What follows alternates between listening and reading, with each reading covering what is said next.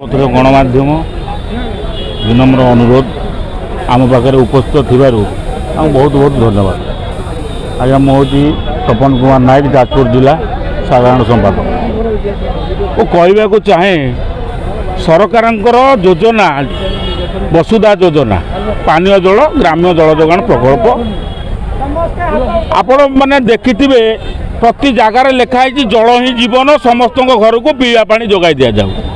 यह हूँ 25 वर्ष आज आम सांगे विगत सरकार प्रतारणा करम पेट को नात मारी हाथी ने घोड़ा ने मो पे काली बजे दे न्याय विगत सरकार आमको 1000 टंका 1200 टंका बढ़े 3250 टंका आम पेट को नात मारला सांगे सामान कर यार प्रतिवाद रे आज गणमाध्यम को जन देवा चाहूँ जे जदि आगामी दिन में आमर प्रतिश्रुति को सेमाने ग्रहण न करती अनिर्दिष्ट काल ग्राम्य जल जोगाण प्रकल्प प्रति पंचायत प्रति ब्लॉक प्रति जिला वाइज बंद होगा जाऊँगी आ जनसाधारण कि प्रकार हैरान हे सरकार तार जवाब देवे।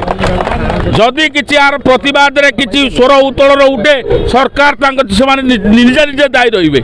आज आमर सचिव आमर विगत सरकार मु कही रखे से आज पर्यंत आम प्रति जो छलना कर तार जवाब ये सरकार वर्तमान सरकार तार जवाब देवे उचित मन करुँच।